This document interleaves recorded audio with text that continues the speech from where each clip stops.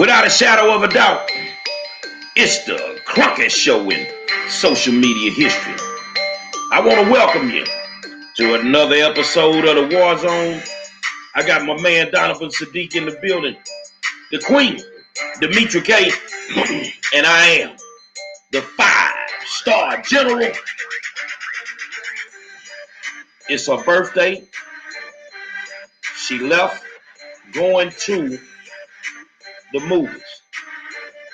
She ends up in a Walmart and she ends up dead. We're going to talk about it tonight. Melanie Lyons, Lake Charles, Louisiana.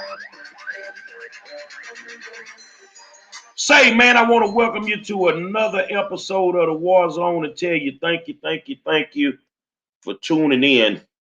And just want you to know you're the best audience in the world. Without you guys, we would not have a show. So I want to thank you for tuning in. With me tonight, got all my pre-ops done. Go to surgery Monday. Gonna see if we can knock these kidney stones out so I can get back to porno star status, man. Because, I mean, you know, you can't be no porno star running around here with no kidney stones. That don't work. Something ain't gonna work right. But I'm gonna turn this over to Donovan. I didn't keep up with the news today. You know, I just think that we need to be doing more for our people than what some of these politicians are doing, you know, because of the pandemic. And I just realistically want everybody to stay safe, man. What's going on, Donovan? Hey, you guys, welcome to the War Zone Friday night edition. It's the weekend, y'all. For those of us that have been laid off, fired, or never even had a job, it's just another day. It's Friday. We ain't got nothing to do. So why not share it here with the War Zone, the 5-star general, all that other stuff. But in the news, same old shit up in Washington, so I don't have to tell you guys about that. But I will tell you this. There are a bunch of Negroes, and I did say Negroes, out there kicking themselves in the ass because they had a chance to make a lot of money and they missed out. We have the cornucopia.com, Walter Coulter on this show for months in advance. And we were telling y'all, you know, get this, recommending you do that. It only takes $5 a week, $5 a month. Oh, that sounds like a bill. That's this, that. Then GameStop, whatever.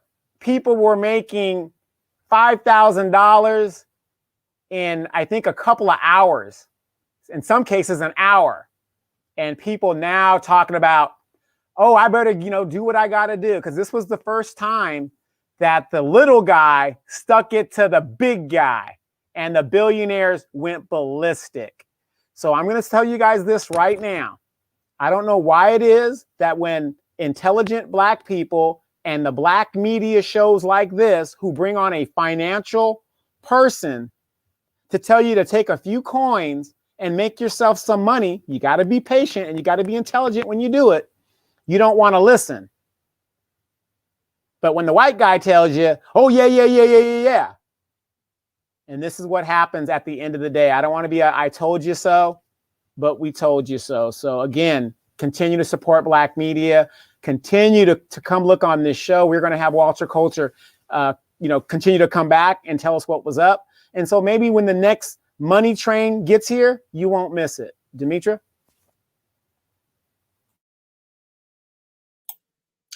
So hello, everybody. Again, welcome to Friday night edition of the War Zone. I hope you guys are all in good spirits as much as you can. Unfortunately, we're going to come to you with the story that will maybe, dampen your spirits a little bit. In just a second, Gary is going to give us the details. We're going to talk about Melanie Lyons, who was murdered in a Walmart. And I see that her grandmother is also watching. So welcome, and you are in our prayers. But if I can ask you guys to please share the video so that everybody else can get the information and join in on the conversation, we'd greatly appreciate it. And so to not waste any time here, I'm going to go ahead and give it to Gary. I travel all over the country and I talk to youth all over the country. And people, the other day, somebody asked me, why do I do it? Somebody got to do it. Somebody needs to talk to them. Somebody needs to make them understand that they the greatest generation ever been made. And we got to reach them some kind of way. Well, I've been screaming to my partners in Lake Charles, Louisiana, to bring my ass down there for the last 2 years because Lake Charles has really gone from a wholesome, country community where you would party back in the day. My mom and them always was in Lake Charles because I had an uncle live there. And they could party and it was hardly ever any crime to a spot that may be, one of the fastest growing country murder capitals that you've ever seen in the country. It's off the chain. So if you're from Lake Charles, Louisiana, and I'm finna step on your fucking toes, I really don't care. I really don't care. You know what it is. I come through that. I'm good. I mess with the streets everywhere I go. Well, the other night, I had a young lady give me a call, Yamika Harmon, and she was telling me about this story, which I had already been following because I got ties to Lake Charles. That about this baby that was killed in a Walmart, and she said, "Well, the guy Alonzo that does a podcast, she say he spoke on it." And I say I respect him. I say, but that's all he gonna do is speak on it. And she say that's why I'm calling you. We need to make sure that this child gets justice. Well, why wouldn't that child get justice? Well, Calcasieu Parish is kind of different. It's the classic, little redneck parish. And a lot of times black on black crime gets swept under the rug. And, I'd already researched it and I'm looking at it and she said, well, I'm going to hook you up with the grandma. So I get a call from the aunt and me and grandma on the phone and she's sitting there tonight watching us, which is her normal. She watches us. She told me she watches the show all the time. And I'm like, okay, cool. So we talk about it. Melanie Lyons was, somebody got to tell a story. That's why I tell people that's close to me that if I die, you got to tell these people the truth. Because it's things about, the way I work and what I do on a daily that people don't know. Somebody got to tell the truth about Melanie Lyons. She wasn't no little hot tail 15-year-old girl running around fighting every day. No, that wasn't Melanie Lyons. Melanie Lyons liked to chase billy goats in the yard. Melanie Lyons like to ride four-wheelers. The family had been through a lot of hell with them hurricanes and different things and looked like everything was getting back on track. Well, on her birthday, she called grandmother and they were talking because they would always talk. And grandma asked her, what you gonna do? Today is your birthday. She said, well, Granny, I'm going to the movies. So her and her sister, jump out of there and they go to the movies. And while they paid their money, they didn't get to see the movie now. They paid their money. So while they there, they run into these girls. There was some type of, altercation or, they gonna get loud and do what they do. So Melanie and the sister decide they gonna run up out of the movies and they gonna go to Walmart. The little money she had for her birthday, she gonna go to Walmart. She gonna spend her money, blah, blah, blah. These girls follow them to Walmart. Melanie and her sister had no clue that these kids were in there stealing knives. Stealing knives. At that point, it looks like, from what I'm being told, as much as I can know, that one of the girls or all the girls ran up on Melanie. She had to defend herself. She didn't know that Melanie was defending herself the right way. 15 years old, defending herself the right way. Her aggressor, who she didn't know, had already stolen some knives and had the knives in her hands while she was swinging at her. I guess she got, they punctured her somewhere. I don't know the details on that. I'll find out. And if you've ever been in a fight sometimes and you just fighting and then you see blood, it spooks you. She may have had a panic attack. And she saw the blood, and from what I can tell, she dropped. I do you one better because I talked to the grandmother and she wants the truth to be told. So what we gonna do? I ain't gonna do no talking. Hold on. Hold on. Add. We're gonna let you see as much as you can see. Go D. Just run them back to back, and don't play the last one until we get there. Okay. Oops, sorry. Hold on a second. Bitch, go to bed. Wait, one more second. Bitch, go to bed. Not at Walmart. Home, y'all going to the movie? Yes. Put the phone back on the charger. How much percent you? It ain't never about to come out as soon as my sister's come. Bitch, don't fucking tell me shit. Why you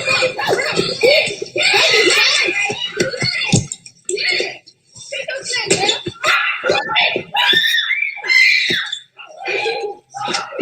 Oh Lord Jesus Christ.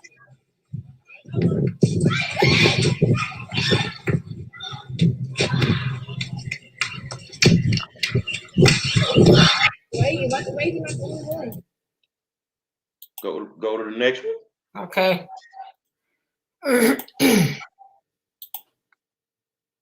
You can't find him, man. Y'all really funny. You can't find him, man. Come on, come out there, come. Bitch, fuck you on that Walmart, bitch. I'm gonna hit the wall. I swear to God, my mom. The damn nigga, come on. For real. Jamaica, where you at? Coming for show. No, they ain't coming for show. Jamaica, we at it. Jamaica be coming for show. Last night. Let any bitch complain. No, sorry. Yeah, you do.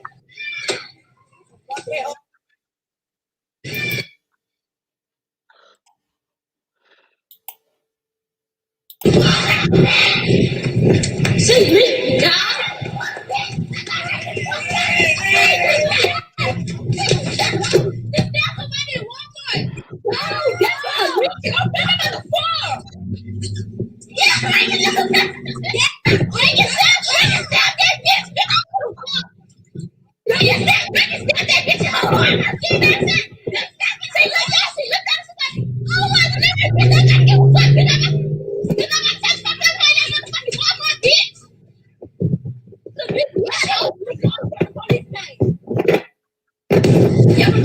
Now, before I show you this last one, I want you to understand that these are our kids doing this.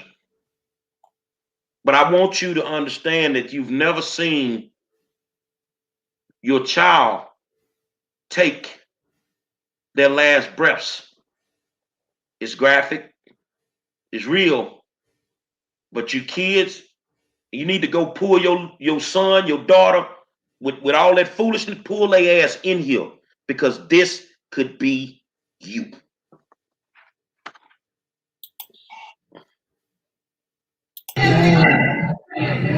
Oh, no puede ser.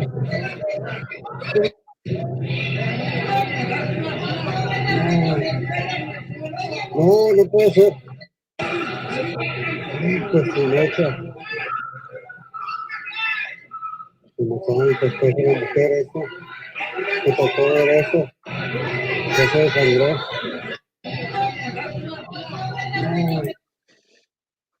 What you just saw was Melanie Lyons bleeding profusely on the floor in a Walmart, taking her last breaths.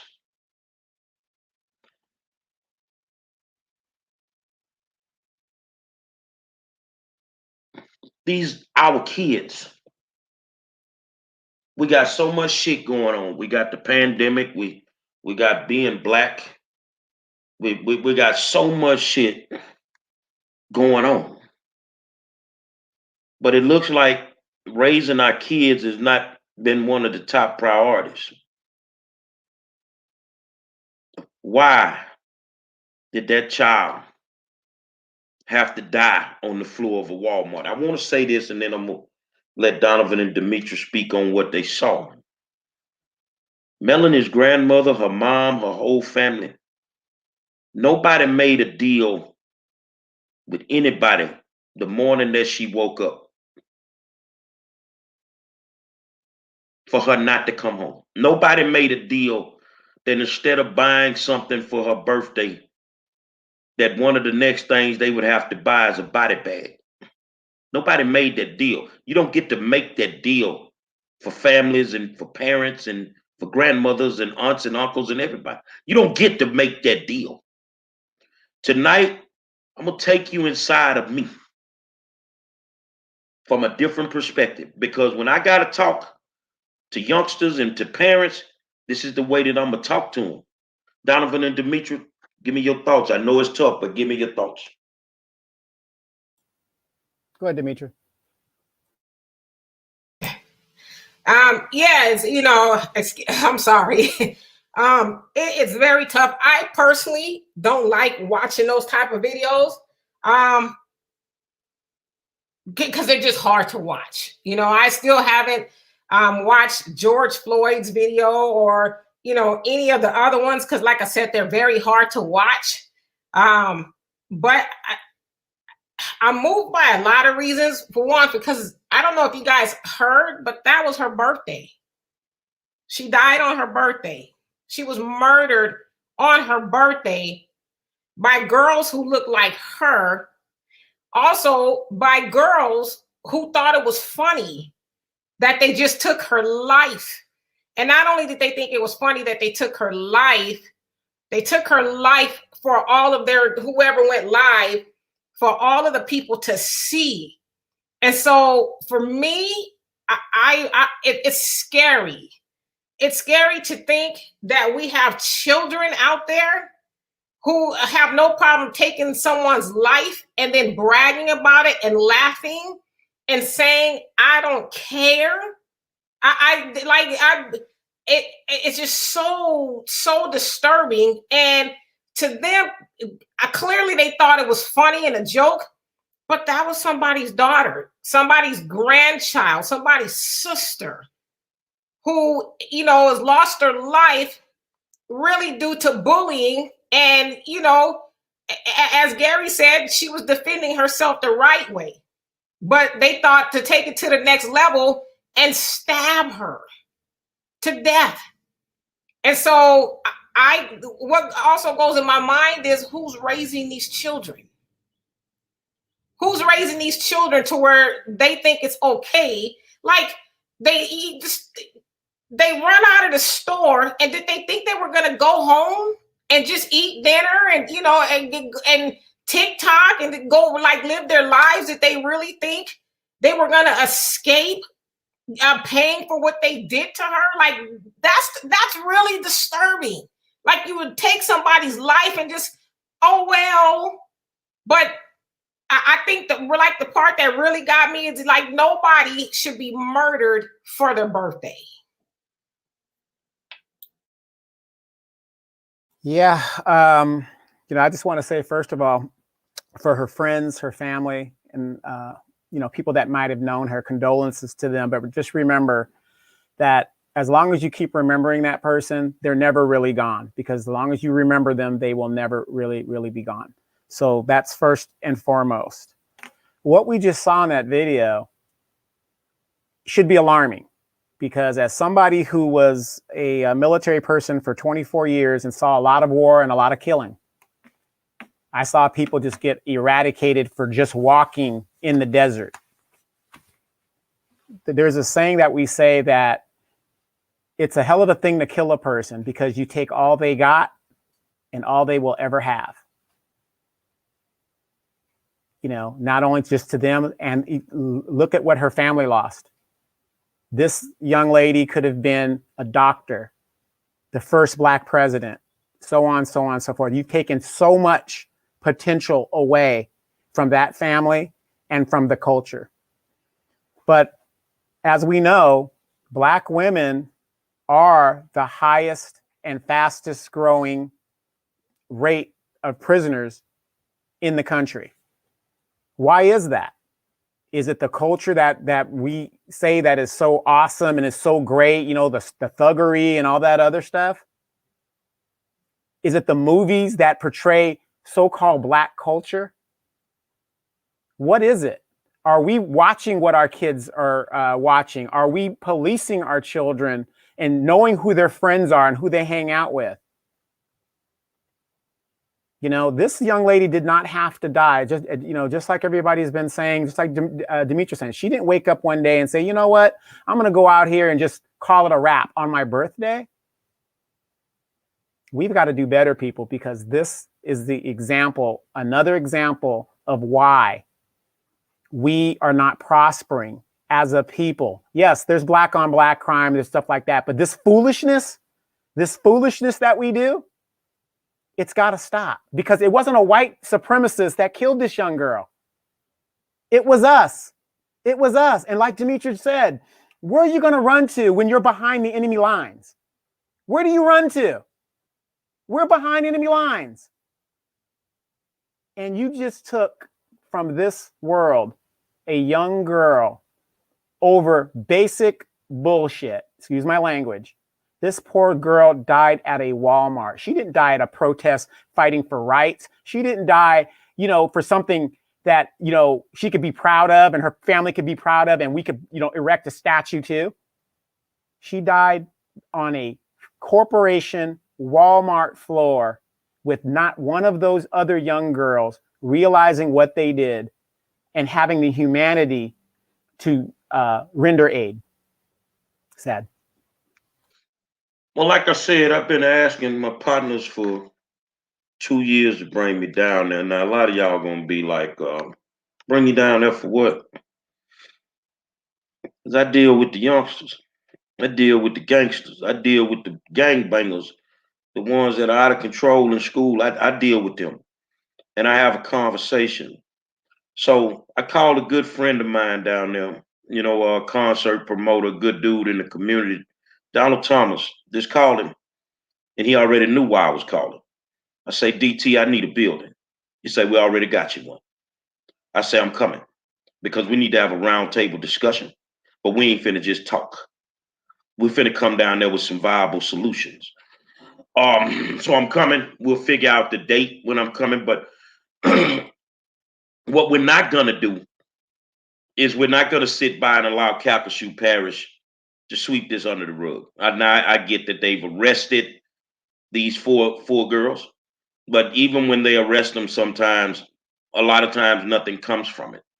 So I will definitely, and I want to say this, Demetra and Donovan, because, you know, I've gotten flack for owning a consultation company, and you're the activist. You can't charge nobody. Now, I don't charge for activism, but my consultation company is a whole different thing. I never asked for $1, but I'm coming. And I'm coming as many times as I need to come. So let's get that out there. But I want to say this here. I saw somebody, and I don't feel like going look for the comment where folks call the kids monsters. Let's have it. Let me show you how I do when I go up in that room to have that conversation. Yeah, you're dealing with monsters, but monsters raise monsters. Monsters raise monsters. See, I'm gonna tell you how a monster operates in this situation. The police gotta come get your kid for what they did to Melanie. You're a monster because if you wasn't a monster, you'd have marched their ass down to the police station. You'd have took them yourself. Let me tell you what a monster is. A monster is a motherfucker that don't want to raise their children. A monster is a motherfucker that want to pussy pop every night. Let me tell you who the real monster is. Because you can mold a child into whatever you want them to be. Contrary to popular opinion. All this shit, oh, kids get to age, they do what they want. That's bullshit. You never stop being a parent, no matter what age your child is. The monsters are the ones that don't want to do shit for their children. You see what I'm saying? These are the monsters. They raise monsters. Yeah, I'm going to step on some fucking toes tonight. See, because the ones that raise these 4 monsters, I did some research on you. You the parents I'm talking about. You the motherfuckers I'm talking about. Somebody got to bury their child behind you not teaching your child to be a respectable young adult. We need more conflict resolution in the world. Who are the monsters? Let's talk about the monsters. The monsters are the city officials that won't listen when a motherfucker tell them you need more resources. You need something for these children to do. You can put money into your civic centers. You can put money into bullshit, but you can't bring a viable community center back. These are the monsters. And all this shit feeds the prison system. Now, how do I feel about these children murdering this child? Let me tell you how I really feel. When you thought it was a game, at that point, if I was the judge, I would certify your ass as an adult. You knew exactly what you were doing. It was premeditated murder because you went in there and you stole them fucking knives and you took that baby's life. Do I feel bad about sending a 14-year-old to prison? Fuck no, if they knew what they were doing. And guess what? That's why I'm showing up, because we're going to make sure you get what you got coming to you. If I could shake the core with 4 of them to save 300 of them, fuck it. I'm not sacrificing that 4.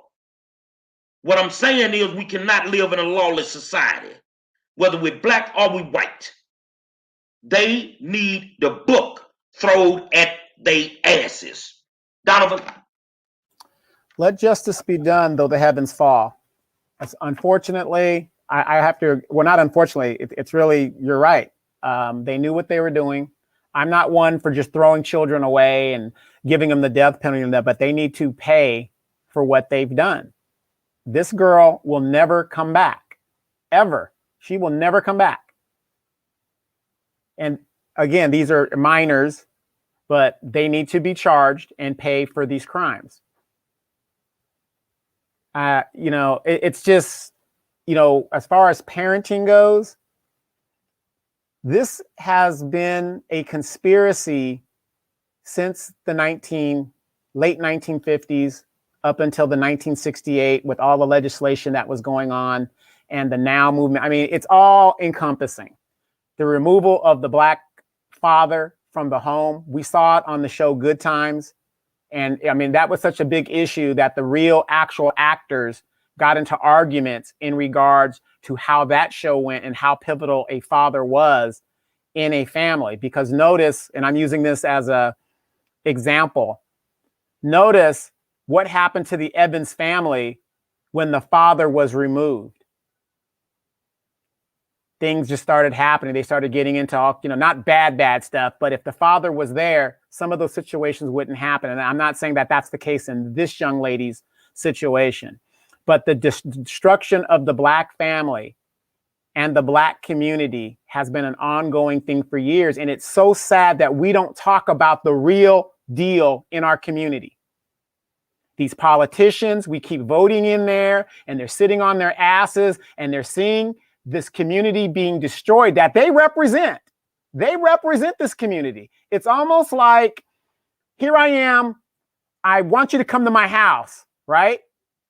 But I want you to come to my house because I've got 40 acres. I'm like Tyler Perry. I got the landing strip. I'm proud of what I represent. But these representatives let the neighborhood go to hell in a handbasket, murders, trash, whatever. And they represent that district. Are they proud of that? The crime that happens in these areas? This is a conspiracy that's been going on a long time, and it's going to continue as long as we do not wake up. That is why I thank God for the War Zone. I thank God for the Demetra K Show. I thank God for a lot of these black media out there that is covering stories like this that you would have never even heard about. We need to start looking at ourselves and getting back to community. Being a community. It's one thing to be in a neighborhood, but we need to get back into being a community. Demetra? Yeah. And Miss Lamonia, that's the grandmother, Elena Lyons Lamonia. She's on here. And, I don't know if I said it, but, really my condolences to you and your family. I mean, I know, like we say condolences, and I guess it's nice to hear, but nothing, you want your baby back at the end of the day, but you say her father remains in a veterans hospital, unable to accept his daughter's death. So it's one of those things that just keeps on having an effect on everybody else, because I would too, be laid up somewhere if my baby was taken from me, especially in that manner. But Donovan, I just kind of want to talk about something you said. I mean, you brought in the politicians, and yeah, ordinarily politicians, yeah, whatever. This ain't on the politicians. This right here is not on the politicians. This is on those parents. Because as I asked, who raised those girls to where they think it's okay to take another person's life because what you disagree with or whatever? Who raised those to the politicians? They're culpable to a small degree. But those politicians don't walk their ass in that house every night and spend time or not spend time with those children. That's the job of a parent. And another thing, we've talked about this on the show before. Power. The second season of Power had what? It had a little boy, Ghost's son.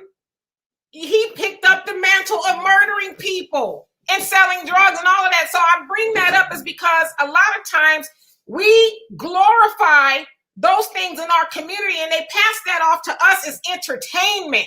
And so most people, because you guys remember when our parents used to watch TV, if it was something that wasn't for us, we didn't get to watch it. It was time to go to bed. But I guarantee you a lot of parents sit up and watch that kind of content with their kids. And for whatever reason, if you got parents that are asleep at the wheel, they think that stuff is cool. The kids think, hey, I'll go take somebody's life and then I'll go to school the next day and do whatever it is I need to do. But at the end of the day, this is on the parents. I think the parents should do every year those children are going to do right along with them. They should not be off the hook. And Gary, like you said, they didn't turn those kids in. The police had to go find them. And hell, they was on live, so I'm sure somebody called and said, hey, your kids, just murdered somebody in a Walmart, and you didn't think to go, make them be accountable for what they did. So no, this is on the parents. We can't keep bringing politicians and everybody else into this. This is the parents' ass whooping to take.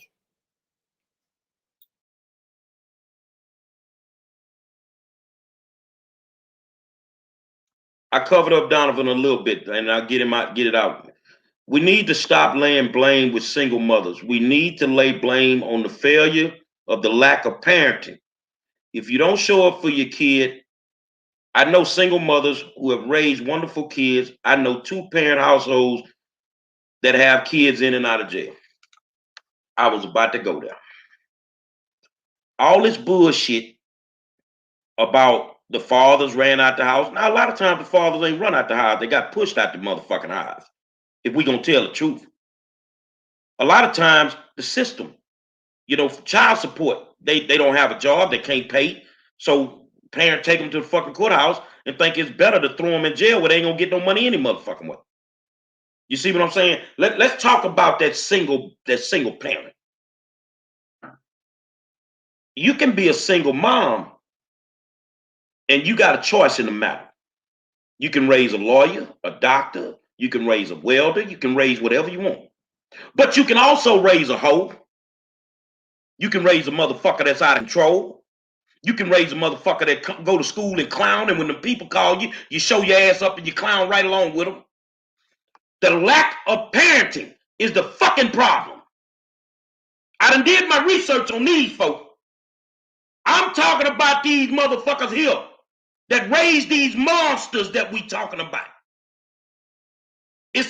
My mom was a single mom to a certain degree. But at 99 pounds, she struck the fear of God in me.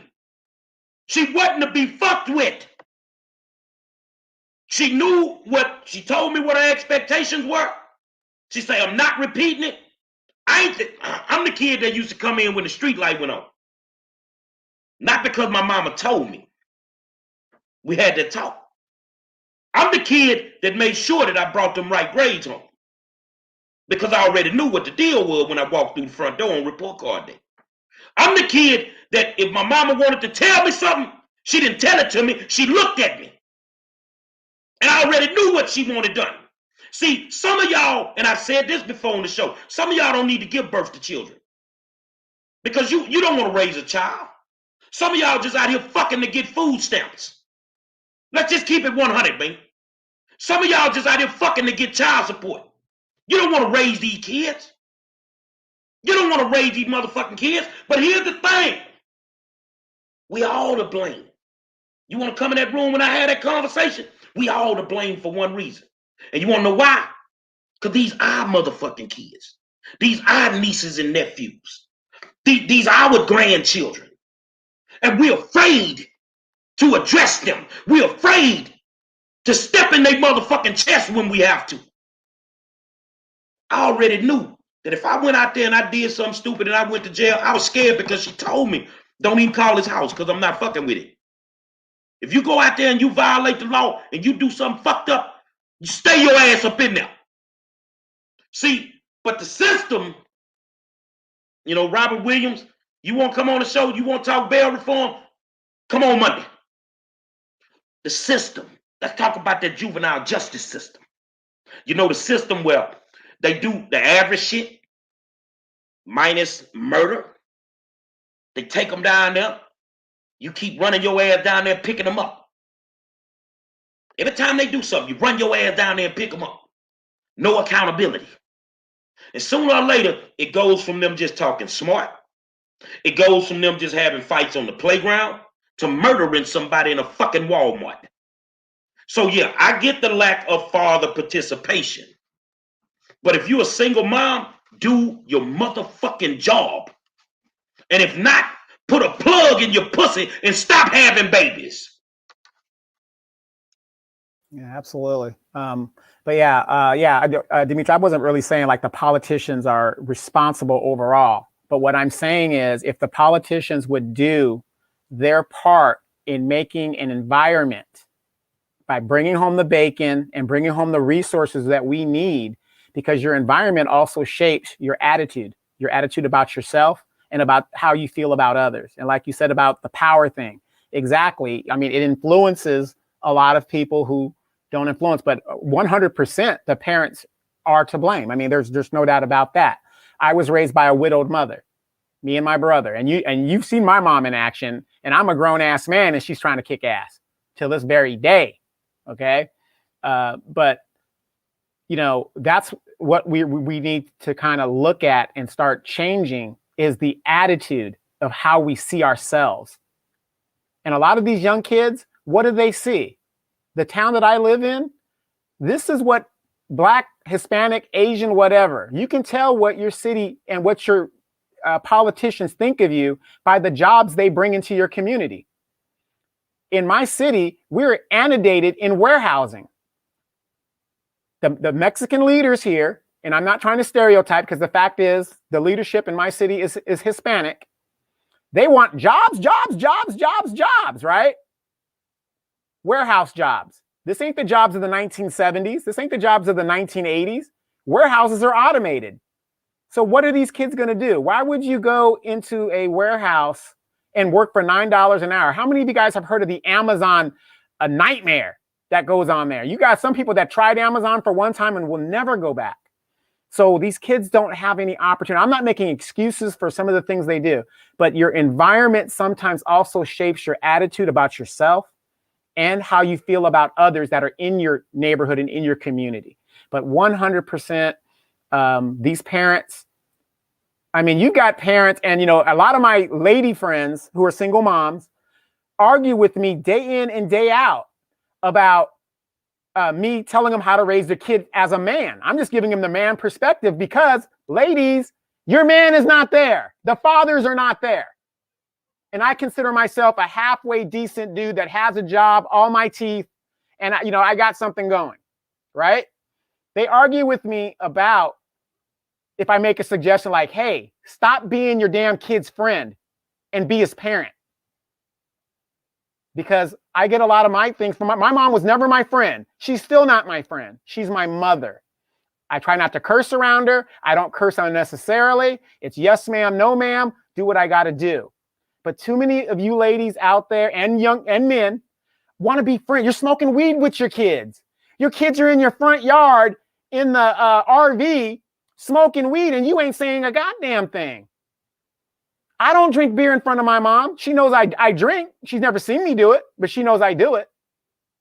So this is where we got to get to. So yes, a total lack of parent failure all around the board here. So single mothers, and I always say this because a lot of times people like to bring up single moms and put, the cross to bear on the single moms, but there's no single moms without an absentee father, regardless of why they're not together. So if it takes two people to lay down and make a child, it is those two people's responsibility to make sure that child is being raised in a productive person in society, period. Two people. Because, yeah, I get it. They're single moms, and they're single moms for a whole lot of reasons. But they still had help in making that child. And Robert, you said something about the Bell system. There's more levels to it. But how did the children end up needing Bell in the first place? How did they get to the Bell system? Let's stop right there. Because what we do is when we keep bringing all these levels to it, we take the responsibility from the people who had and raised those children, okay? Regardless of what kind of Bell system it is, they would not have needed the Bell if they didn't do what they did. I'm one of those people, I always say, let's tell the whole story, but let's own our shit. At some point in time, we got to own our shit and stop trying to blame everybody else, because no government, no Bell system, and even the people in Walmart did not tell those girls it was okay to take another person's life. Somehow they learned that and they thought it was cute and it was funny and to bring an audience in. And so whatever with the Bell system, how did they get to that point? Let's just deal with that. And then I think we'll be better off. Like, we should never even need the Bell. Now, I get it. Some people get set up. We ain't talking about people who get set up. We talking about 4 girls who took the life of another girl and thought it was funny. So the Bell, to me, is not even in the equation just yet. Yeah, I've invited Robert on for Monday. Clear your schedule on my brother. That's a totally different discussion. And I agree with you. You could deal with the Bell system on this one. But the question is, how did they even get to the point where they needed Bell? They got to that point because there's a failure in the lack of parenting in the household. You have to also understand that your child spends about 85% of their day in a school building that has no structure, no discipline, nothing. They can be whoever they want. Schools, to me, are worse than social media. You can be whatever the fuck you want to be at school. You can be whatever you want to be. So if you want to be a bully, if you want to be the badass motherfucker, you can walk around the school and do that. They ain't gonna do shit about it. This is where they spend 85% of their day. So even if you're being a good parent, you still have to drop them off in that fucked up school system all day long. And they learn shit in the school system that they don't learn at home. But most of this stuff that they learn is perpetuated in the household. Yeah, you in there smoking weed with your kid. You in there running them niggas in and out of there. 5, 6 niggas a fucking week in and out of there in front of your daughter. And the whole time she walking around the house in her little short shorts or in her panties and her t-shirt, and you ain't saying a motherfucking thing about it. The nigga laying dick to you and your child. This the type of lifestyle they live in.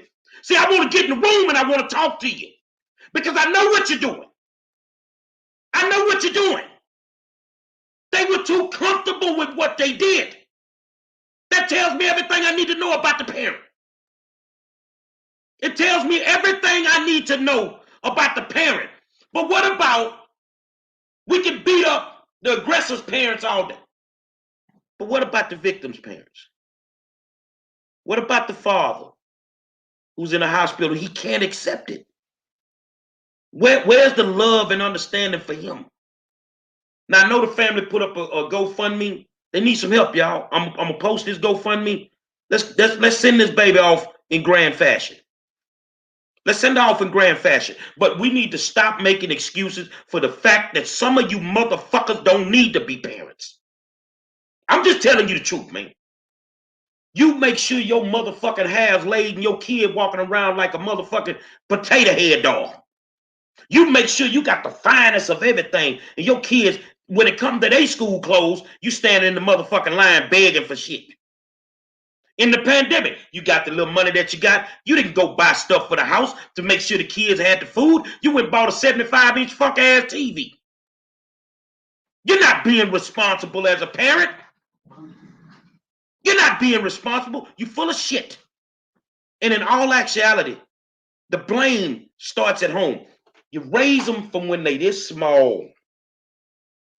But some of y'all don't show up to be fucking parents until they 14 and 15. And that's when they start whooping your ass because they've been raising themselves for all them years by themselves.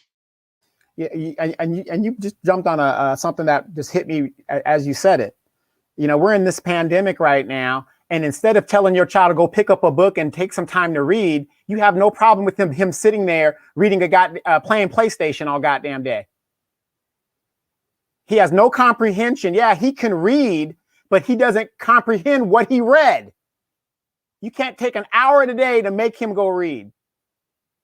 That's one of the biggest problems that we have within the Black community is our kids' comprehension level. But you know, one of the biggest problems that we have beside that for the last 20, 30 years, it's okay for kids to be fucking at 14 and 13 years old.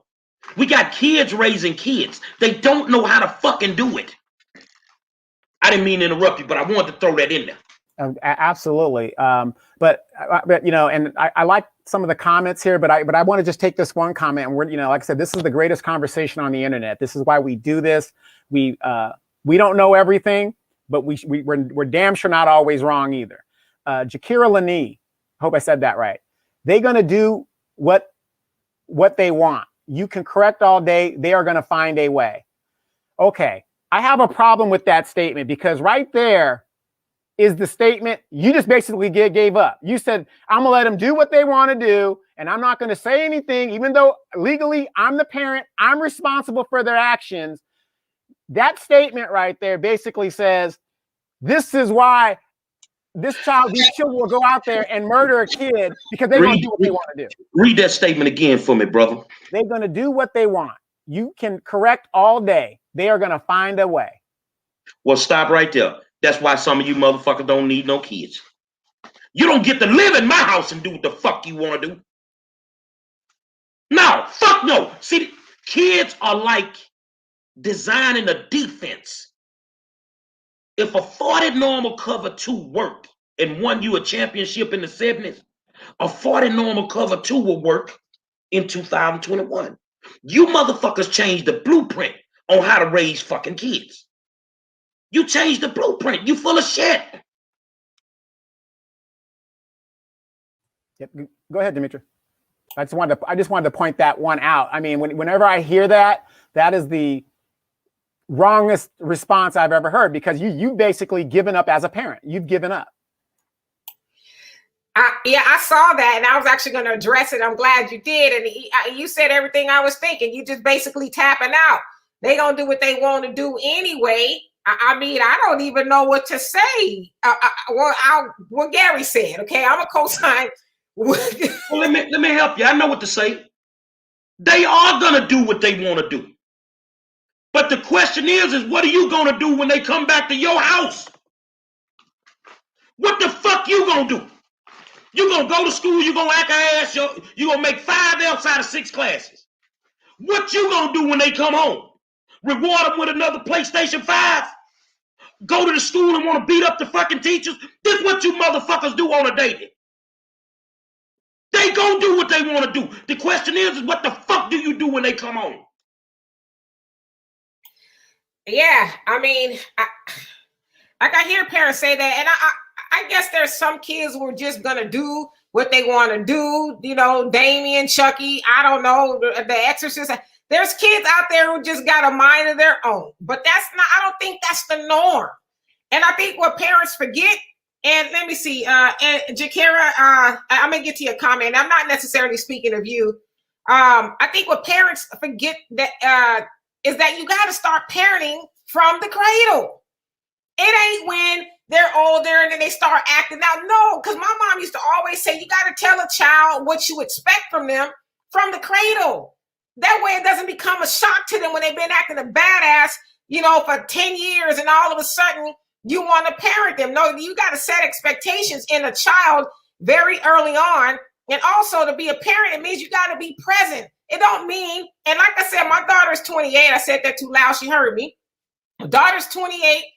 And I couldn't imagine parenting my child, even if I had a cell phone, because most of the time you see parents with their kids, they scrolling. They having, you know, Facebook this and that, and the kids are scrolling. And so you have to be present with your child. Like, turn off the TV, put the phone down. Like, I'm almost 50.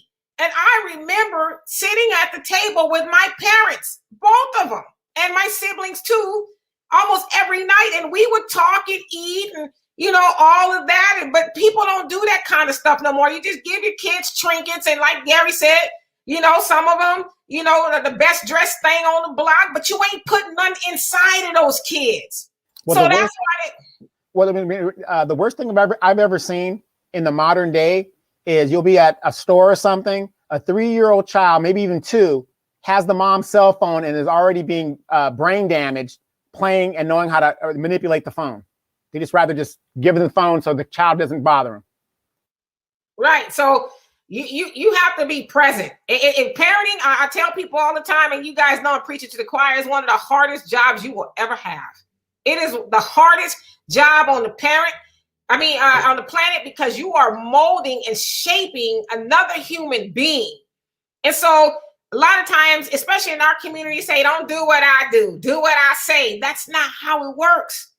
Kids are like sponges, and they pick up on the things that they see. As my father says all the time, children drink, especially from their mother, because she is the circle of influence. She is the center of influence. She's the most, you know, impressionable person in a child's life. And so what you do or do not do, your child is picking up on that.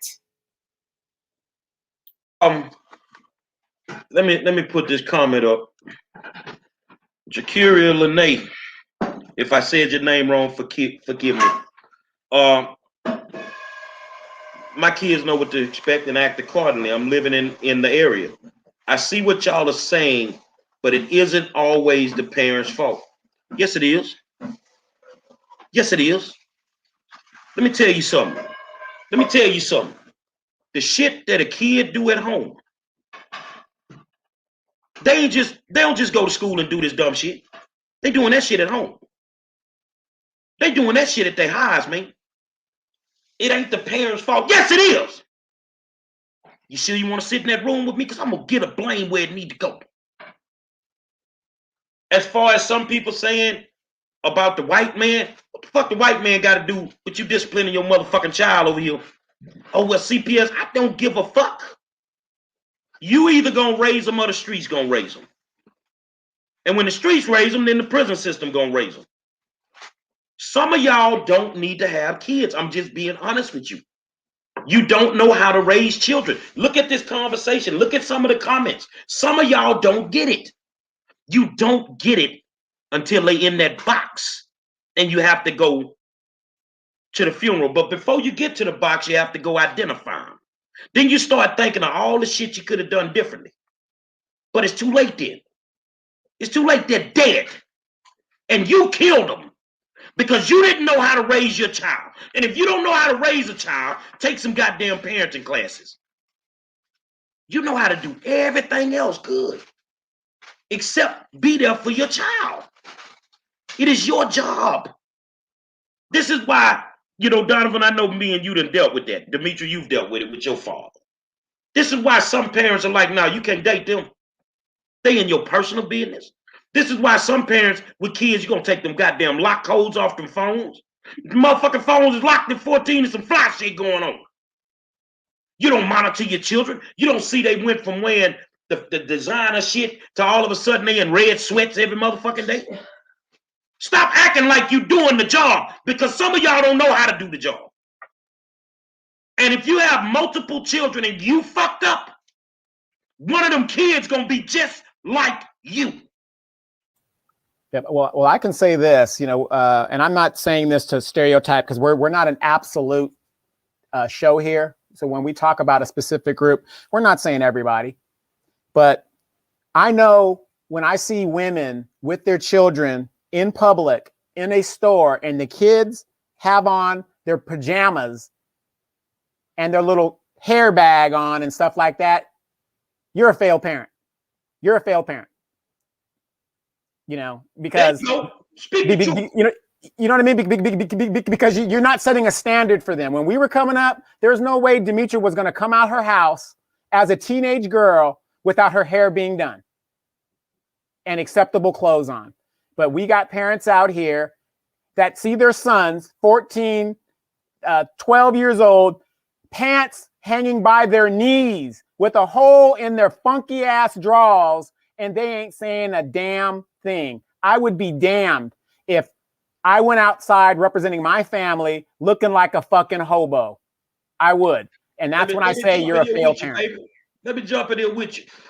Because, some people saying this, they parents be in survival mode. They work in multiple jobs. Well, hold on a second. My mama raised 2 kids, mostly single. She made $119 a week. 119. She was always at work. But when there was something going on with her children, she stopped. She was at every award ceremony that I got, and I wanted to make sure I got them awards because I want my mama healed. She was at every Boy Scout meeting. She was where she was supposed to be. Some of you motherfuckers don't know how to deal with your time. Your kids are not a priority. Your children are not a priority. That nigga is a priority. Or them niggas you running in and out your house is a priority. You want to sit in that room in Lake Charles, Louisiana and have a conversation with me? I'm going to step on your motherfucking toes. That weed is a priority. Your Gucci and Louis Vuitton is a priority, not your children. So stop giving these motherfucking ragged ass parents a pass. Get off your ass and they won't have to deal with the white man. Come on with it. And amen. It's the hard truth, but it's the truth. Nevertheless, and I want to go back, to Gary, something you said about those locked phones and these codes. How the hell you allow your child to have a lock on their phone?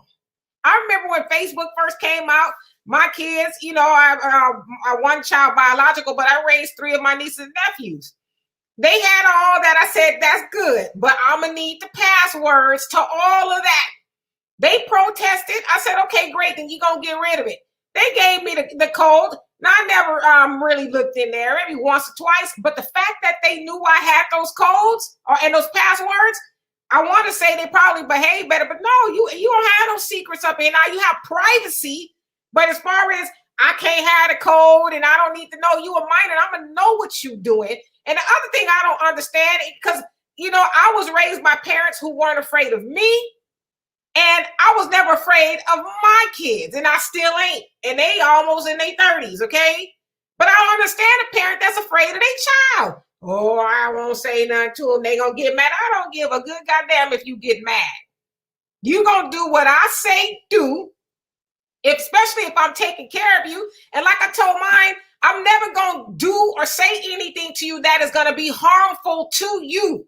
What I'm telling you is for your good. And you're going to see that just like I saw it when my mom and daddy was telling me something. When I was younger, I didn't want to hear it. But when I got older, everything made sense. But I ain't going to run around being scared of no child that came out of me or a child that I raised. I'm sorry.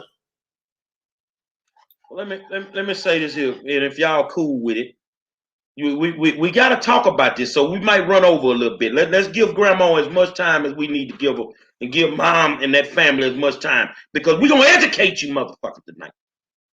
You don't pay enough bills in my house to have some motherfucking nerves.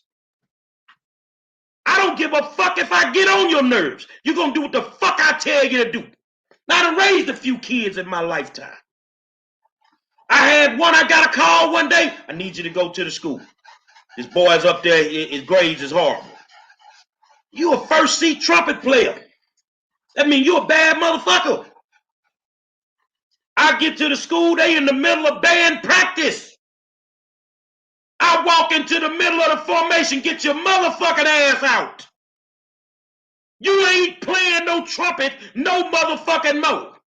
I done raised a few kids in my life. I get a call one day, say, man, from the school police officer, man, your kid done stole a phone. I say, all right, what's the problem? Well, man, you know, it's you, Monroe. Say, man, he like, what you want me to do? Do your job. Well, man, that mean I gotta arrest your kid and I gotta take him down there. I gotta fingerprint him. Look here, brother. If you don't do your motherfucking job, I'm file a grievance on you, see if I can get you fired. I'm gonna be honest with you, that's exactly what happened. Now, my kid was upset with me. I don't give a fuck. But now I look back and I look at that kid. You got your shit in order, huh? You got your shit in order, huh? See, when you're being a parent, sometimes you gotta make unpopular decisions. You gotta make unpopular decisions.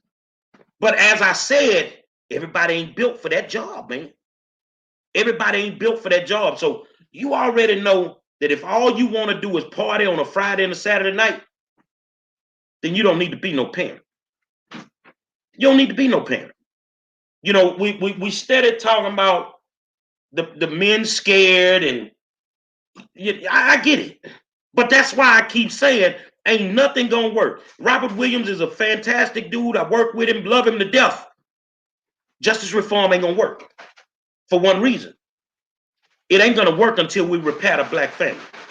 You're not gonna stop police shootings until you repair the black family. We gotta teach our kids not to even have to put themselves in positions to deal with the fucking law.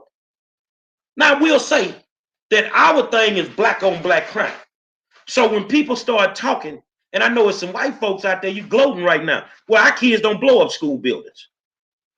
Our kids don't shoot up motherfucking schools. So y'all got y'all issue on y'all side of the ball too. Your kids fucked up too. And some of y'all ain't worth the fuck when it come to raising them too. And one of the biggest problems that we have as a black parent, as black people, when it come to our children, stop trying to raise them like they white. Those rules do not fucking work for us some days. I'm sorry, but you know motherfucking well that you live in the suburbs, not because you can afford it, but because you have Section 8. So you move your hood ass to the suburbs. You can run from the hood, but the hood gonna still be in your motherfucking ass. Stop trying to raise your children like they white, because that's two different things. You can't raise them the same goddamn way. Stop reading these motherfucking books. With it, who fuck wrote the book? Some motherfucker that don't know what you deal with on a daily basis with your child. You know how to raise your child. And you scared. Some of y'all say they scared of their kids. You afraid of your fucking children because you didn't lay the hammer down from day one. You could be 2 years old and catch a tantrum and throw that bottle across the room. I'm gonna spank your ass. I'm gonna spank your ass. You could be 11 years old and go through that mode where you're dealing with puberty and get the talking fly. I'm gonna swell your motherfucking mouth up. You could be 23 years old. I'm grown. I'll put your bitch ass in a headlock and make you understand. I am the reason that you sit here now. I am part of the reason that you came through your mama. You don't get to disrespect me. You need to teach these children respect, but you can't, like my coach used to say, Donovan, you can't teach somebody something that you fucking don't know yourself. Hello, absolutely. But, you know, again, we don't talk absolute like everybody now. Of course, you know, we got our parents. Monroe loves his mom. I love my mama. Okay. And out of anybody, I would say that would have a miraculous story, it would be my mom raising 2 boys, being a widowed mother. Okay. She went through it all, joined the Army, Coast Guard. I mean, my mom has done it all. She rode motorcycles. She did whatever she had to do. But I'm gonna tell you guys a quick story. This is one thing I remember my mother always told me. And I'm talking to you ladies out there. It ain't what you do, it's how you do it. When my mother got married to my stepfather, me and my brother didn't even know she was dating. We didn't have a clue she was dating. But some of our children, and after boyfriend, after boyfriend, after boyfriend, and then we wonder why the daughters can't sustain relationships because they've never seen their mother or, you know, in a sustainable relationship. You know, but this situation here where we are continually, I mean, when the women of our community are now engaging in murder of fellow children, we have a problem. And we need to accept the fact that we have a problem. It's just like if you're an alcoholic or whatever, you have to at first admit that you have a problem. That old Richard Pryor thing, I have friends that have been smoking coke for 15 years. They're not hooked. They don't know that they have a problem. We as Black men, and I'm speaking to the Black men, because I remember when the Honorable Louis Farrakhan told us in the 90s, go back and get your families. I can't talk to the women. I got to talk to the men. I don't care if you, an old girl, didn't make it. Be there for your children and do the best that you can. Because if you can do that, some of the problem, if not more than half of the problem, will be solved. Because if daddy's not there, which is usually the discipline. Remember back in the day, you guys, when dad had to get involved, you knew you were in trouble. You knew if dad had to get involved, you were in trouble. And we need to go back to where we use that good psychology. How many of you guys remember grandma or your aunt or somebody back in the day would say, go get me that switch so I could beat your ass. And you knew you couldn't bring a real small one and weak and shit. You had to go get a good one. What kind of psychology is that to know that you got to get something to go beat your own ass with? We got to get back to doing that kind of stuff. We need, and I'm gonna be honest with you, man. We need some type of religion. You know, whether it's Islam, Christianity, whatever. You need to put God in your house. You know, people used to laugh at the Cosby Show. Oh, I don't want to be Bill Cosby. Well, what's wrong with sitting down with your family every night and eating? What's wrong with that? That's called structure. Most of your children, you know, a lot of these kids are latchkey kids. Let's just tell the truth. They're latchkey kids. But that doesn't stop you from coming home and sitting down with your family and eating a meal. And you talk about what went on in the day. You have to have an open line of communication with your child. You have to be very, very nosy. Because if you're being nosy, then you will find out if your child is having problems at school. If you're being nosy, you'll know when your daughter starts to switch up on you and she might be fucking and you don't know nothing about it. You know, if you're being nosy, you feel what I'm saying? Then you're going to know if your child is involved in gang activity. But y'all, see, y'all so busy trying to run with the Joneses that you won't address it because you don't want your friends to find out that your kid doing all this fucked up shit. You don't want to address the problem. Like you said, Donovan, we got to address the problem.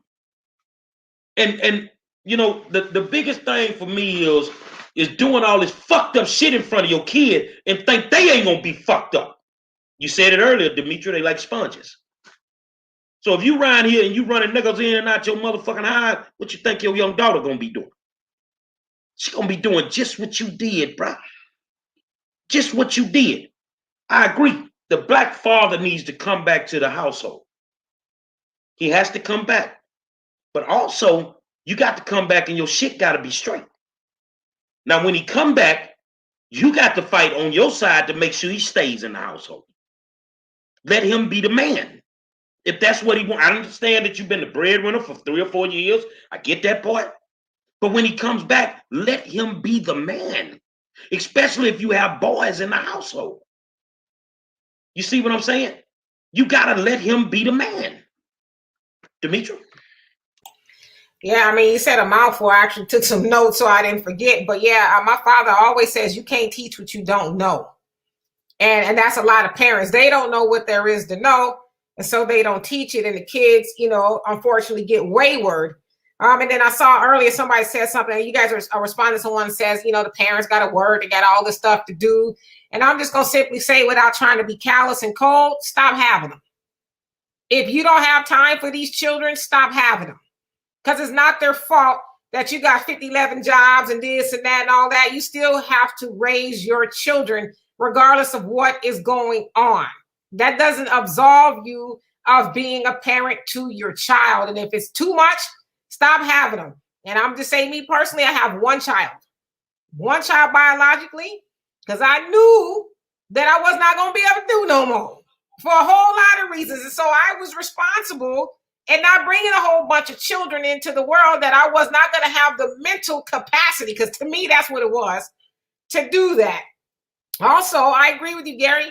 We do need to bring God into the house. Now, for those of you guys who, and we're not saying religion, we're saying God. And for those of y'all who have a problem with God, teach your children about the laws of the universe. You know, you give what you get and karma, all of that. Teach them that there is some other thing they will have to answer to for everything that they do.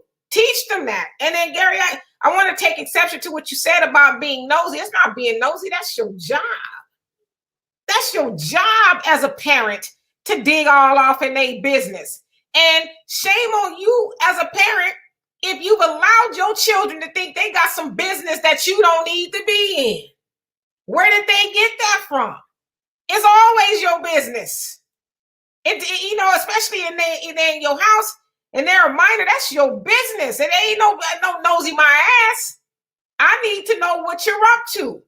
So that, because you might be up to something that you think is good, and you might need me to guide you on that and say, you know what? I don't know if you know, but you shouldn't be doing this for AIDS. See, it's our job to be in their business so we can give them proper guidance. Like, we got to rearrange completely what we think about parenting our children. Some people act like they're parenting their friends.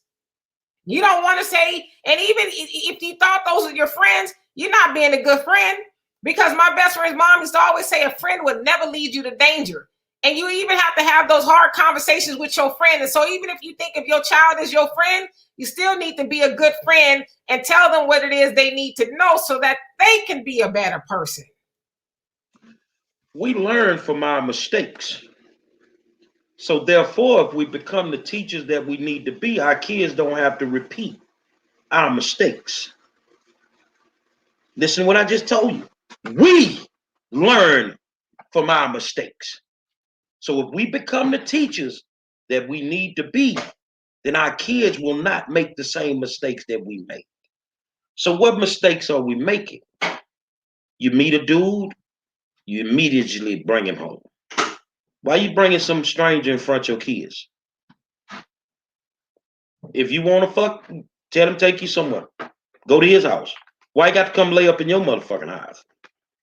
That's not the image that you need to portray for your young son or your young daughter. No, that's not how it goes. So let me place the blame where it need to be. Some days, not all times. Where you met this man at? Where did you meet him at? Did you? I recommend that if you're gonna date, do two things: do a background check and do a credit check. Find out who this motherfucker is, man. I'm looking at some shit today. Matter of fact, police chief out in Texas somewhere, girlfriends bust him on social media. He proposed to both of them, but forgot to tell them that he was a pastor and he was married with 4 kids. Do a background check and do a credit check on your inside dick. That's what you need to do. Because you might just be bringing a child molester into your fucking house. Do a criminal background check on his ass. You feel what I'm saying? What we can't keep doing is passing the buck and passing the blame, because we are failing in the area of raising our children. And then all of a sudden we lose them and we want to become the nonprofit owner. We want to become the advocate. Oh, yeah, but you have to lose your child in the process for you to wake your ass up and understand that's what you should have been doing from day one. Now, don't act like you don't know that you need to do this, because we're telling it to you now. If you want to keep burying your children, then you will not change the way that you raised them. You can, and I heard a Texas Education Agency official, AJ Crable, say this: you cannot change children behavior until you change adult behavior. Jonathan? Man, I mean, great conversation tonight. Again, that's why this is one of the best conversation shows on the internet. The new black media, guys, continue to do that because, again, the mainstream media, they're not talking about this. They're not addressing the issues that affect us. They don't care about what our kids are doing, because a lot of what our kids doing fashions into their narrative of the negative black person, the negative black woman, and so on, and so forth. But in some of these comments, and I think I even saw my mom on this comment, so I'm gonna be good from here on out.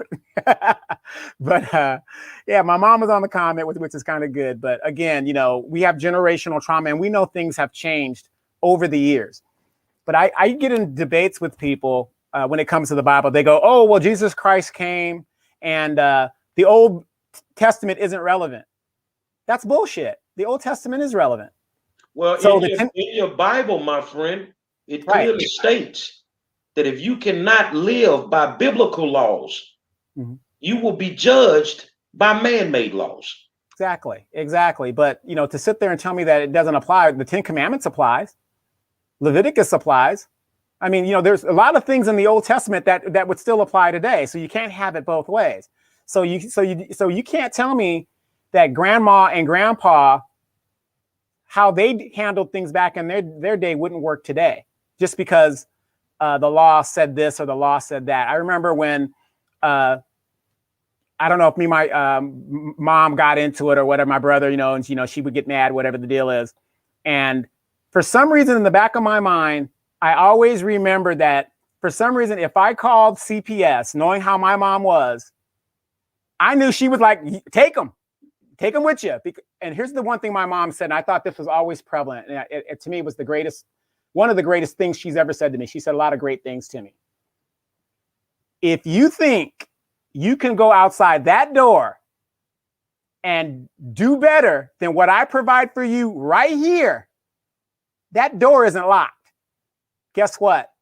I never left until it was time to leave as a high school graduate and grown man. Man, mine told me you ain't got to run away. You can leave. And, you know, I mean, just little subtle things like that to make you think what the reality of the situation that you're dealing with. A lot of us we make it seem like these kids can go out there and just get a job making 6 figures right off the bat. But we know the reality is we're the last ones hired, we're the first ones fired. And I know a lot of you guys are into the fraternities and sororos, but even you guys, if you're lucky, would have to use a connection to get a decent paying job because nobody gives a damn.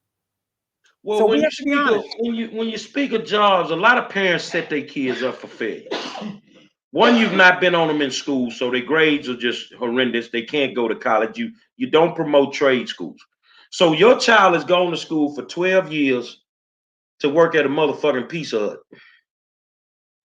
Your child is going to school for 12 years to be a cashier at Walmart. You're sending them straight into poverty. That's why I say if we've already made the mistakes, then why are we letting ours make the mistakes? Be the fucking bad guy. If that's the case, Demetrius' father was the bad guy. Donovan's mom was the bad guy. Lula Mae Napoleon was the bad guy. But at the same time, I get to wear these gray strings because the bad guy set it up for me to make it in. Demetrius? No, I mean, I absolutely agree with you. Don't be afraid to be the bad guy, and all that is really is just good parenting. You like it was told to me when my daughter was about 1. She was very, very spoiled, to say the least. And I tell you guys the story all the time. My mom's best friend said to myself and my daughter's father, she says, "You guys don't love your child." And we're like, "What?" Now, we're 21 and 22. She says, "Y'all don't love your child." She says, "Because y'all let her do whatever. She's spoiled. You can't tell her no." She says, "You are in love with your child. Because when you're in love with your child, it breaks your heart. Oh, I don't want to tell them no. I just don't want them not to have the phone. I don't want them to not have the TV. And, well, they friends going to go and they ain't going to be able to go." So that's when you're in love with them. When you don't, do the tough stuff. Because when you love something, you do whatever you need to do within reason now. Because I know some people go left with the parenting. But within reason, you do whatever you got to do to make sure that child is on the right track. So you have to, if you're in a situation where your child is maybe misbehaving and you think you're doing a good job, ask yourself, am I parenting the way of a parent that loves their child, or am I parenting in the way of a parent that's in love with their child? And you guys can apply that to most relationships you've been in. When you in love with somebody, you let them run roughshod all over you. Take your card, it's the ATM card. Okay, I'm telling too much of my business now. But when you love somebody, that means you do the necessary things. Like, you know what? You're going to have to go because I love me too. It's going to hurt me to put you out and to not be with you. But I love you and I love me. So ask yourself, are you doing one or the other? My man said, Shamar Davis, I'm a young cat at 21. And the war zone, along with the new black media, has shaped my new way of thinking. We appreciate it, brother, because that's what it has to be. I want to tell you, sister, something. If you have children, if you got a child, or if you got multiple kids and you bring a man into your life, if he can't love your kids, he can't love you. If he can't take care of you and take care of them kids, he don't love neither one of y'all. He just there to get some pussy and go on by their business. That's all it boils down to. Be careful who you bring into your life, into your house. But at the same time, you can be single and still be a disciplinarian. You can be single because I know I got a partner that was a single father. One kid is a business owner, the other one is a school teacher. He worked a lot of hours, but he was there for his children. He was at every little league football game, the whole 9 yards. But he did not play the games. See, some of y'all just play the game, man. But see, it's not a game when you got to go up there and they unzip that body bag. It's not a game when you got to go and plan a funeral. See, you violating the rules of being a parent. And what I mean by that is the rule is simple. Our children are supposed to bury us. We're not supposed to bury our children. Our children are supposed to bury us. It's a hard job, but like Demetra said, if you don't feel you can do it, then stop fucking. Stop laying up. Stop laying up. I mean, I look at these videos even during the pandemic. A lot of y'all don't even want to be responsible with that. You know what we're dealing with. But every Friday, Saturday night, we can see the videos. You know, you don't have no respect for yourself. So while you out pussy popping for 4 or 5 hours, who at the house with the kids? They raising themselves. They raising their motherfucking self. Yeah, I was the bad guy. I ain't the bad guy no more because they saw that being the bad guy meant I gave a fuck. That I actually loved them and I didn't want them to repeat the cycle of the mistakes that I made. What it feel like to unzip that body bag? If you ain't did it, then don't say shit. What it feel like when they ashes to ashes and dust to dust, and then they hit the button at the graveyard and that casket start dropping down? What it feel like? Do you remember all the mistakes that you made then? Because at that time, it's too late. It's too late. You could have saved them, but you didn't want to change your way of thinking. You didn't want to change your way of thinking. I think we got fucked up years ago when we started letting Oprah and Phil Donahue raise our goddamn children. When you start seeing what them little white kids were doing on there with that crazy shit, and then all of a sudden your kids became crazy. Oh, he got ADHD. That means you didn't whoop his ass. That's how I feel. Or when he got ADHD, they start putting him on medication. You let these folks convince you to put your kid on all that fucking medication, and that medication fucked your child up. Donovan? Yeah. That just makes me think when we talk about community, a lot of us remember that, if you did something down the street, because I remember Demetri used to get in trouble all the time. We used to tell on her and Miss James and all them on the corner. They used to tell on Demetri and her crew of girls. And but you guys know what I mean by that. Remember back in the day, everybody knew everybody in the community. Now, where I live until this very day, at least in my cul-de-sac, everybody knows I'm the block captain because a lot of the people are older and all that. But everybody knows me in the neighborhood because I walk the neighborhood and I know that. I know my neighbors. How many of you guys out there actually know your neighbors? You just moved in from the 9th Ward in New Orleans. You just moved over to the left side of the bank or the North Bank side, whatever you guys call it. And you're right there. You're out there popping the damn firecrackers, partying goddamn all week like you would do like if you were in New Orleans, but you don't know your neighbor. And because you don't know your neighbor, while you're at work, you see your neighbor's daughter with 2 young men from school going into the house. But because you don't know your neighbor, you're not the one to even go say anything. I mean, when I say know your neighbor, I'm not just talking about, hey, how you doing? I'm talking about, hey, Mike, how you doing? You know where the guy works. You guys have a few conversations. You might not have been over each other's house, but you know a little bit about that person. We got to get back to knowing who's living next door to us. Do you know how many of our young Black girls go missing? And, the neighbor that was there for the first 3 months because the Section 8 didn't work out and they moved away or whatever, they keep swinging it. Do you know how many of our young Black girls go missing every year that the established media doesn't even report? A lot of the perpetrators are right next door or a couple of houses down. We got to get back to knowing who our neighbors are and policing our neighborhoods and just protecting our young girls, much less our women. A community will not survive if you cannot protect its women, because that's what the white boys do. Let's go back. Somebody said something about Emmett Till. Let's go back to Emmett Till. White men lynched that boy and murdered that boy on the assumption of a lie, but they were protecting their white women. That is the white man's biggest fear of Black men taking their women. We should be doing the same damn thing. I'm not saying you could go love a white guy, whatever you're going to do. And a lot of you guys are doing that. Do what you want to do. But a community will not thrive without the protection of its women. Final thoughts, Mr. Mitchell. My final thoughts. I'll end with this. Lori made a comment. I'm gonna try to be as quick as possible. She says something about parents put their children out.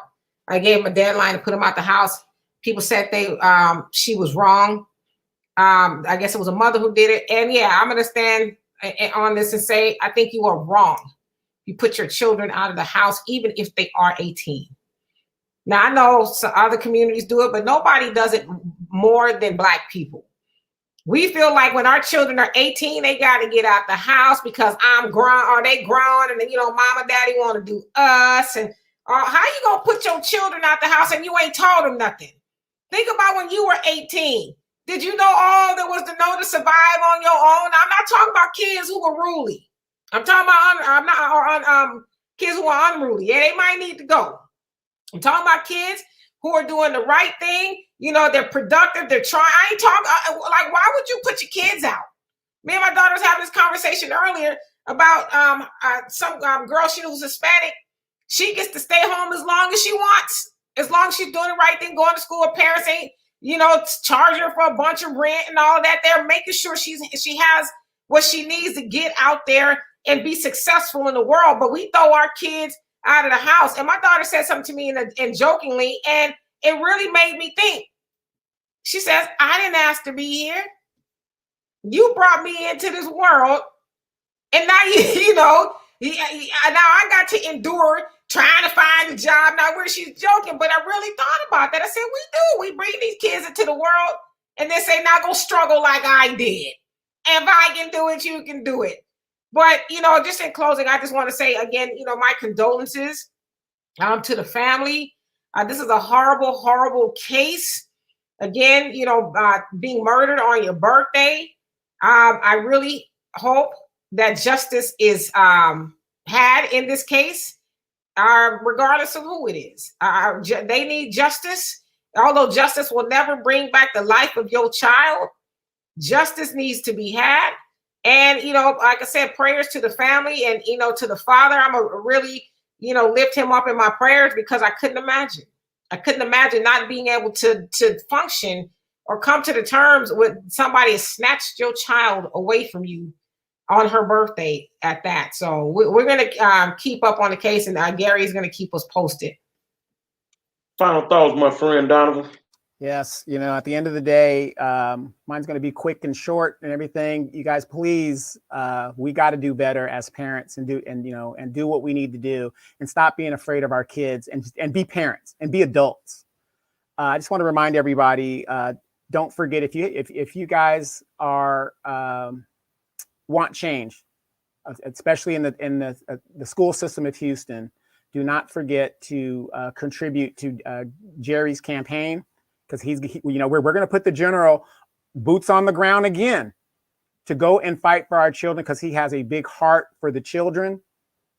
And, we need an advocate on that school board because what some of you parents ain't doing at home, Jerry's going to be able to assist that in the school system and make sure that they get a good and decent education and get the resources and supplies that they need to compete in a world economy. So I'm going to strongly advocate for you guys to help support the campaign, and let's get our people that we want on that school board unapologetic, and he's going to tell you the truth about what is going on with the educational system right down there in Houston. I'll say this, that my mom had a support system. She had brothers, and they were a great support system for me. I had a great support system at school, so I thank my principal, Osby Mitchell, my football coaches, Coach Booker, Coach Mumphrey, Coach Jones, Coach Johnson, Coach McGowan. I thank them. I got tricked into playing football, man. I'm thinking I'm taking 6-period PE, and that was football practice. And so I thank Coach Johnson until this day, he's still living, and I always thank him for tricking me because they didn't just teach football. They taught life. They taught us how to be men. So the reinforcement that we may have missed at home, we got at school. I want to thank all the people along the journey in my life that believed in me. See, a kid will transform if they believe that you believe in them. They want to do good. They want you to be proud. But you have to set them up for success and not set them up for failure.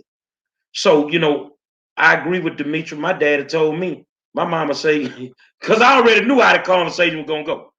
My mama say, when you get to a certain age, you're going to get up out this house. My daddy say, bullshit. My daddy was a mixture between James Evans and Fred Sanford. So you can just imagine. He say, man, that boy going to live in that back room long as he won't live up in there. When he get ready, he'll go. So I will say there came a time when I got ready to go. But I was prepared. And when I left, I never set foot back at my mama's house because I was a man at that point. And it wasn't all peaches and cream because I hit a bad spot where I didn't have no money and she came to this abandoned apartment I was laying in. And boy, come back to the house. No, you prepped me to be a man and I got to find my way and I got to figure it out. So right before she died, and then I'll end this. Her and that ex-wife didn't get along, but she had to come live with us. She was sick, and she was close to the end. I didn't know. And when she walked in the house, well, she didn't walk in, I had to roll in a wheelchair because they amputated her leg. She started crying. And I said, what you crying for? And I'll never forget them words. She said, at least one of my kids got it right. She was able to see me get it right. And until I leave this earth, because I'm about to drop a new album, y'all. I'm telling y'all, I'm working on it. I find a spot on my album cover every single time. And it's normally the license plate because I like fly cars on my album covers. And I stick her name on that license plate because everything she gave me is what I do. When I went across that stage in December virtually, she was right there with me. I do it to make her proud of me. But the same way as a child that we want our parents to be proud of us, your children expect the same thing from you. They want to be proud of their parents. So I think it's been a hell of a week. And we're going to crank it up Monday because Robert Williams coming and we talking about justice reform. Because some of you Negroes don't need 7 bonds. Say, man, another spirited discussion by the best in the business. That's why we are who we are. New Black Media, the War Zone. I want to thank my good friend, Donovan Sadiq, the Queen, Demetra K, and I am the 5-star general. I got my baseball bat ready, my batting gloves. I'm going to be dressed in all black, and I'm coming to Lake Charles, Louisiana. You niggas didn't want to bring me, so I'm going to bring my goddamn self. And I can guarantee you one thing for sure. Melanie, we going to get justice. It's justice or else. That's what the minister teaches us. But Lake Charles, get ready. Because I'm going to leave it on the motherfucking floor, partner. Until Monday, we'll holler at you.